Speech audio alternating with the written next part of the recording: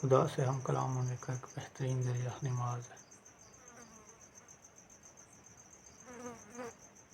نماز نبی کی آنکھوں کی ٹھنڈک ہے۔ نماز مومن کی معراج ہے، جنت کی کنجیاں ہیں۔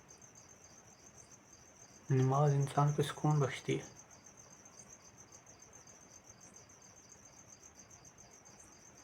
نماز ایک واحد ذریعہ ہے کہ آپ اپنے گناہوں سے خدا کے آگے توبہ ہو سکتے ہیں۔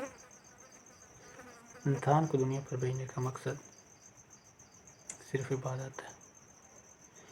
اللہ پاک قرآن پاک میں فرمایا کرتا ہے کہ میں نے جن اور انسان کو صرف عبادت کے لیے پیدا کیا۔ کیا ہم وہ اپنا مقصد پورا کر رہے ہیں؟ دنیا میں آنے کا ہمارا کیا مقصد ہے؟ عبادت۔ کیا ہم وہ اپنا مقصد پورا کر رہے ہیں؟ ذرا سوچئے گا۔ یہ مال، دولت، بنگلے، گاڑیاں کسی کام کے نہیں، سب فنا ہو جانا ہے۔ آنے کی ترتیب ہے، جانے کی کوئی ترتیب نہیں۔ کیا پتہ آپ رات کو سوئیں صبح اٹھیں ہی نہ۔ آنے کی ترتیب ہے، پہلے آپ کا دادا آیا، پھر آپ کا باپ آیا، پھر آپ آئے، پھر آپ کے بچے آئے۔ جانے کی کوئی ترتیب نہیں۔ یہ نہیں علم کب کہاں نکل جائے جان۔ ہمیں ہر وقت تیاری میں رہنا چاہیے۔